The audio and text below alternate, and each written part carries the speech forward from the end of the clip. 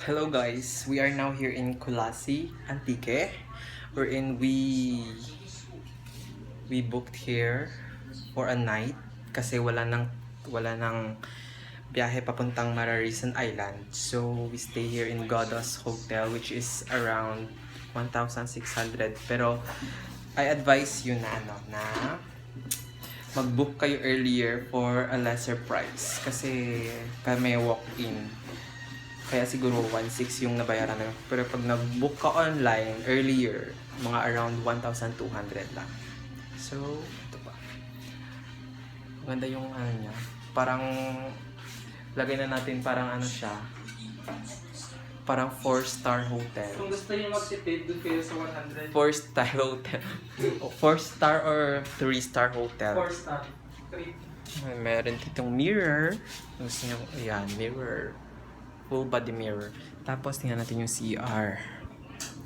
Oh, di ba? Parang 3-star hotel lang talaga siya. Kasi wala siyang okay naman, may hot shower naman, hot shower, tapos malinis naman siya yung facility. So, we'll stay here for a night and we're very tired from a day tour. See you tomorrow morning. Bye!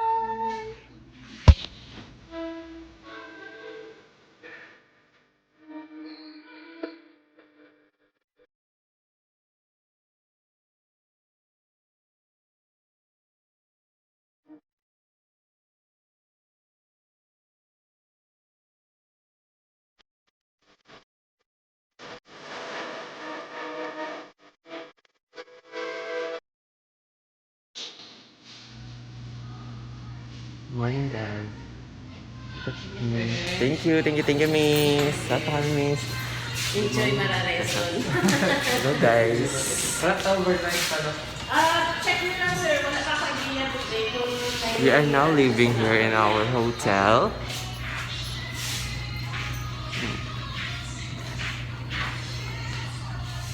Palabas kami ng hotel here in Kulasi.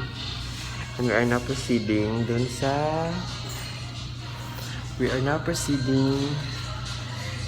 already past 7 and we're going there sa port, sa likod lang din, walking distance.